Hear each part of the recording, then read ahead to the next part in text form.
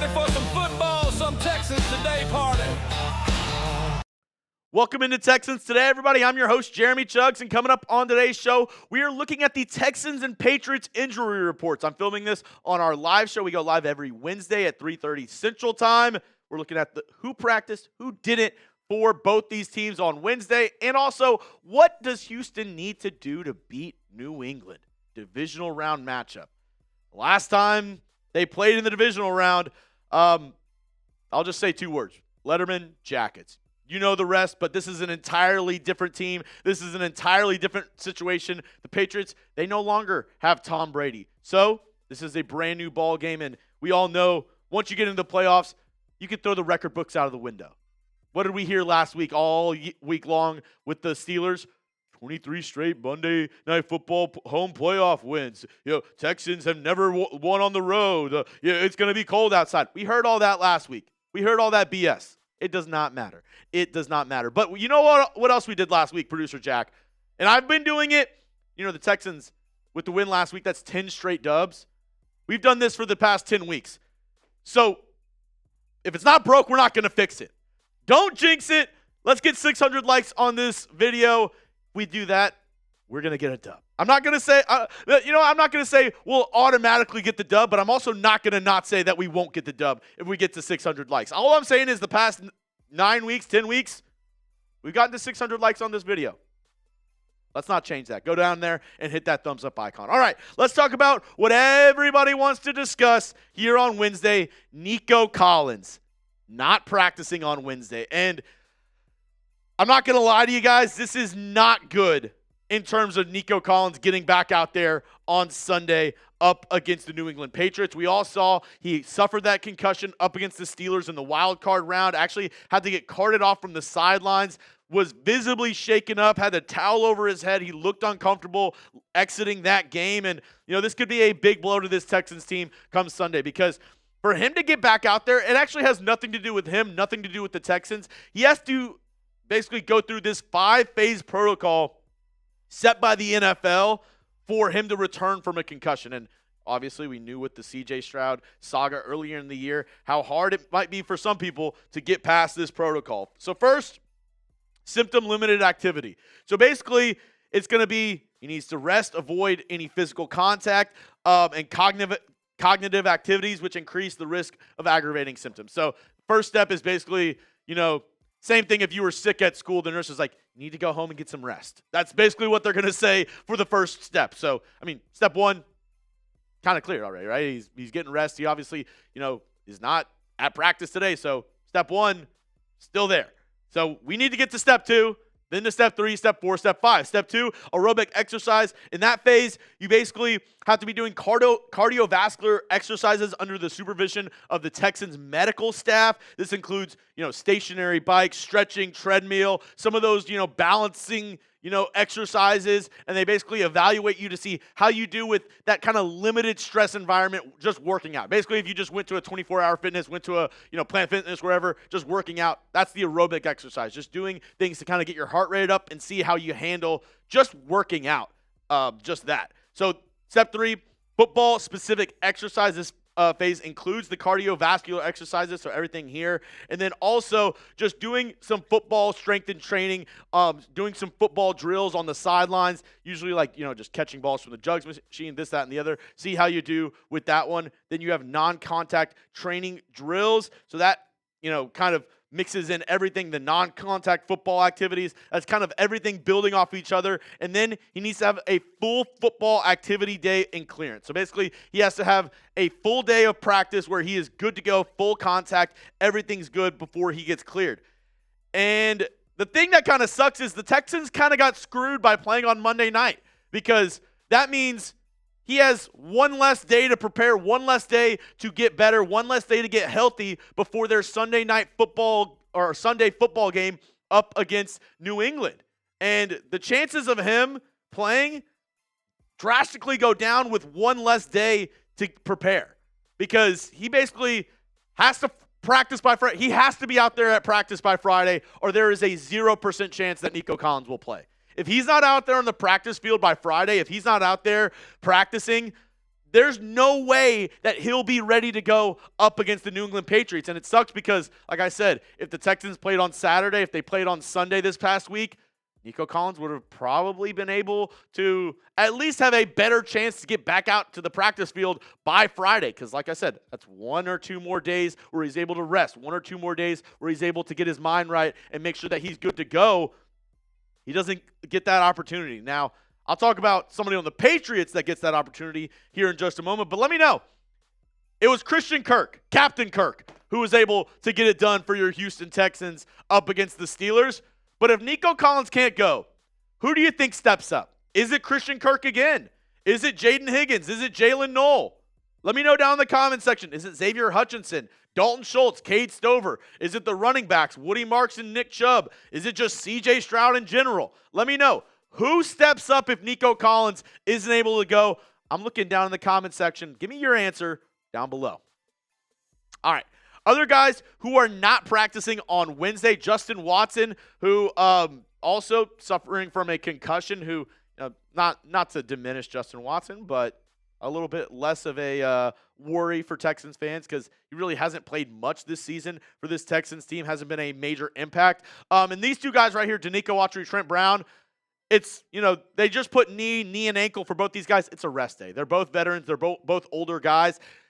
Denico Autry's been on the injury report all year long for rest. So, D'Amico Ryans, he is a former player. He knows how it goes whenever you're a veteran in this league. So he's given Denico Autry and Trent Brown just rest days today. I fully expect both these guys to be back out there at practice on Thursday and Friday and be fully ready to go by Sunday. No worries there with those guys. But some good news on the injury front for your Houston Texans. Jawhar Jordan returned to practice today. So he could make somewhat of an impact. Had a really good game up against the Cardinals. And then, kind of teetered off there. Didn't really make that much of an impact the last couple weeks of the season. But maybe as a kick returner.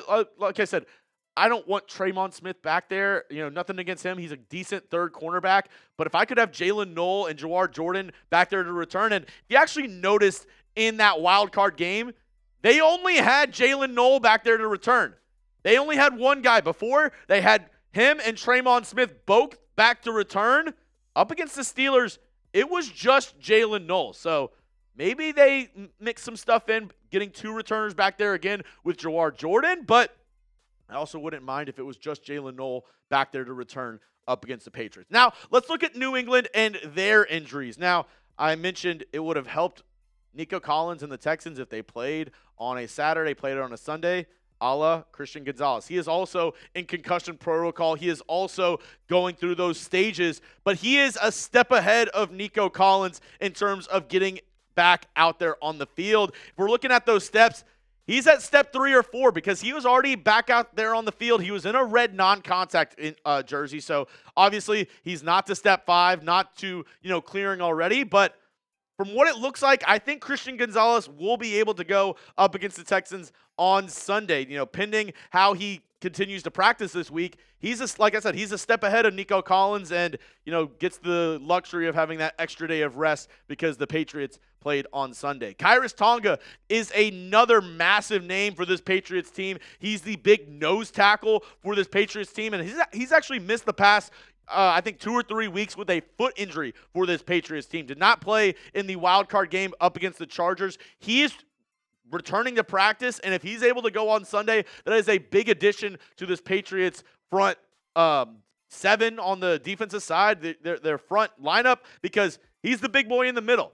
And as you'll see in my keys to victory later on, I think he could kind of hinder one of my big keys to victory for the Houston Texans if he's able to go and be 100% healthy for this Patriots squad. Other guys who did not practice for New England on Wednesday, Thayer Munford, backup offensive lineman, has been dealing with injuries. Not that big of a deal. Morgan Moses and Hunter Henry. I was told by our Patriots host, Brett Alper, that those guys were more of precautionary, just like I said about Denico Autry and Trent Brown, that these guys are more of rest days, and he fully expects them to be ready to go, fully good to go on Sunday. Anfernee Jennings, a backup outside linebacker, He's somebody who has been dealing with some injuries, got a little bit banged up this past week, and he said, not 50-50, but more of a chance that Anfernee Jennings misses than Morgan Moses or Hunter Henry. Just some more names to look out for the rest of the week on the injury report. Now, coming up here in just a moment, I have keys to victory up against the Patriots. How can the Texans storm into Foxborough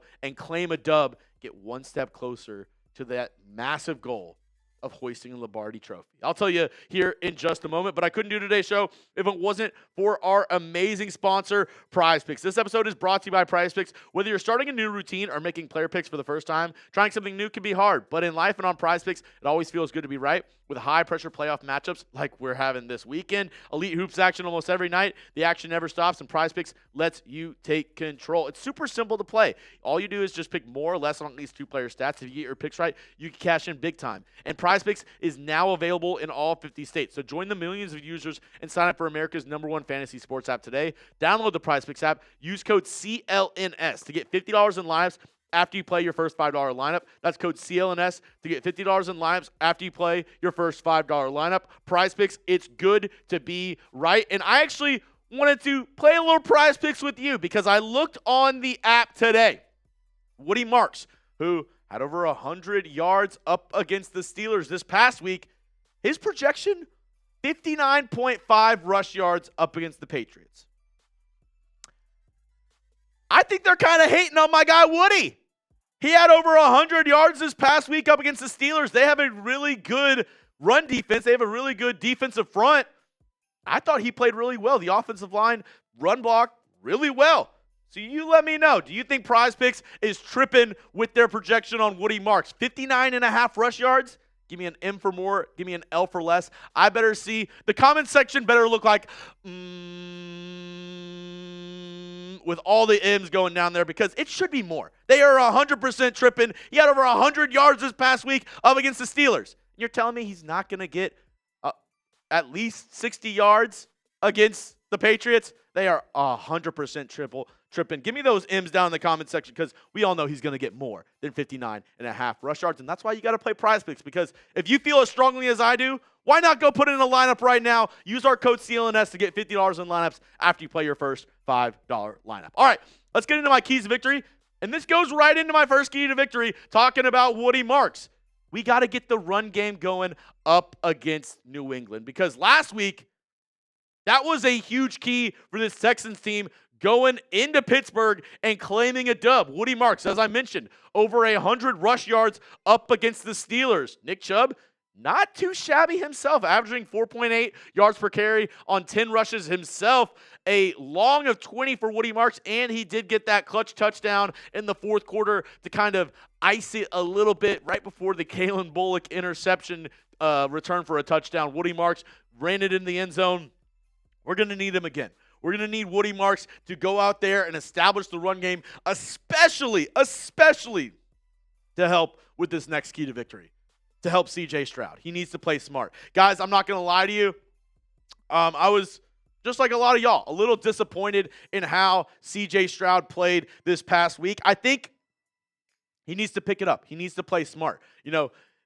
He needs to figure it out between him and Jake Andrews with the snap. He needs to figure out, if a play is dead, give up on it. And now that I'm thinking of it, we actually still have those quotes in from C.J. Stroud and what he said earlier, today on Wednesday about all of the issues that they had on Monday night. This is what C.J. had to say about the Steelers game via my guy Aaron Wilson. We knew on tape that they did a good job of punching at the ball or while you're throwing, getting your throwing arm. So I tried to work on that throughout the week. They made plays. These playoff games, from my experience, they're going to make plays. We're going to make plays. It's all about moving forward and trying your best to flush it and keep going. We had some problems with the snaps, me catching them. Got to find a way to just catch them and take care of the ball. I just got to get it fixed. And you know what?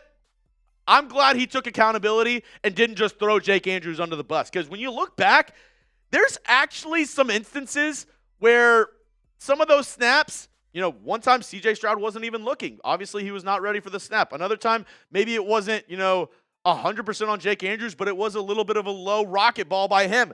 He's got to figure out the snap as well. And he could have easily said, oh, yeah, Jake Andrews, he's got to get it to me. He's got to be able to, put it right here for me. He didn't do that. He said, I got to get better. I got to get it fixed. And one thing that D'Amico Ryans said after this game, which I definitely agree with C.J. Stroud, is he had bad plays. He was able to bounce back and make some fantastic throws. 2 long balls to Christian Kirk that really helped this Texans team overcome those really bad mistakes, those bad errors that he made. He also kind of redeemed himself a little bit with those massive throws. So Stroud needs to play smart, clean it up. I mean, when you look at the stats for Stroud this past week up against the Steelers, if you take away the interception and the fumbles, not bad at all. So he just needs to play smart. He has all the physical tools. He has all the ability, the God-given ability to make every throw on the field. He's just got to use his head sometimes, right? If the play's dead, if there's a fumble, if whatever, if he's running around, just dirt it. Just get rid of it, Stroud. Like, be smarter. Be like, you know what? We live to go on another down. Don't, live and die and say we have to make a play every single down. If it's 2nd and 7, you don't have to miraculously run around and throw it across your body downfield. Just please play smarter up against the New England Patriots. Now, let's talk about the Patriots quarterback, Mr. Drake Maye. Because this past week, we were able to get to Aaron Rodgers with 4 guys. And I think we'll be able to do that again up against New England and their offensive line. You got to lock down Maye. He had a great year this season. I'm not going to lie, right? He was in the MVP discussion, in the MVP talks, his 2nd year out of North Carolina. The one thing, and a lot of y'all are going to laugh at me when I say this, producer Jack might get a chuckle out of this, sneaky athletic. Drake Maye, sneaky athletic. He's pretty good at being able to get out of the pocket, avoid the rush, and use his feet to gain extra yardage. Now, the pocket awareness does need to, pick up a little bit by Maye. He also had 2 fumbles up against the Chargers by just him not sensing the pressure, him not realizing somebody's behind him. But when he does see that pressure, when he realizes there's a guy chasing him down, he's actually got some wheels. He had a good amount of rush yards up against the Chargers, and if he's able to, pick up first downs with his legs, if, the Texans just get upfield with their edge rushers and kind of the middle opens and we're playing man coverage, he'll be able to pick up those 5 or 6, maybe 7 yards using his legs and pick up the first down, right? So not Aaron Rodgers, we didn't really have to worry about that. The 42-year-old, he's not going to scramble for 10 yards. Drake Maye, on the other hand, the young, we already had the old bull. Now we have to deal with the young calf. Drake Maye, he'll be able to use his feet and scramble up against the Texans on Sunday. We got to watch out for that with Maye. Next one. And the Texans, they did this maybe as good as they possibly could up against the Steelers. They took away the flat, and they took away the screen game. First drive, they threw a screen pass in the flat to DK Metcalf. He was lined up in the slot. It was a quick throw to DK. They were able to get like 15 yards off of it. Other than that, every throw that they tried, a bubble screen, a throw to Kenny Gainwell in the flat, trying to get their tight ends on a little, tight end bubble screen, Jalen Petrie, Azeez Al-Shire, they ate it up for breakfast. They ate it like Kobayashi. Yum, yum, yum, yum, yum, yum, yum, yum, yum. They were able to make sure that they weren't able to get any extra yardage by getting those cheap throws into the flat. And the Patriots, they like to do very similar stuff with their running backs. This two-headed monster, Ramondre Stevenson, Travion Henderson. The rush yards, nothing to, vaunt at from their game against the Chargers. But I think both these guys really, really dangerous at catching the ball out of the backfield. Travion Henderson, more so than Ramondre Stevenson, but Ramondre, not bad at the screen game, not bad at, leaking out after, chipping, leaking out after pass protection, and getting the ball and picking up 5 or 6 yards after the play's done. So I think being able to stop those guys in the flat, and also they're going to, try to neutralize this Texans pass rush by getting the ball out quick. So you got to look at these receiving threats. Hunter Henry, Austin Hooper, the 2 tight ends that the Patriots have, both really good. Obviously, former Texan Stephon Diggs, he is their, I would say, pseudo wide receiver 1 in New England, even though they have a pretty good wide receiver by committee there. Kayshon Boutte is really good. Demario Douglas, 2 guys that I don't even have up there that I think are really good. Kyle Williams is a really good receiver, and Eftem Chisholm III. He is also a good wide receiver for them. So they have a lot of receiving targets over there in New England. But first and foremost, if you want to get after Maye, you can't let him get the cheap stuff. You can't let him get those screen passes and those quick throws into the flat. You can't let that happen. And Jalen Petrie, He does that better than anybody. I think he's the best in the league at taking away the screen game, taking away those cheap throws underneath. He needs to do that again up against the New England Patriots. And then lastly, field position battle. Up against this team, obviously, the Texans' strength is their defense. We got to lean on that, right?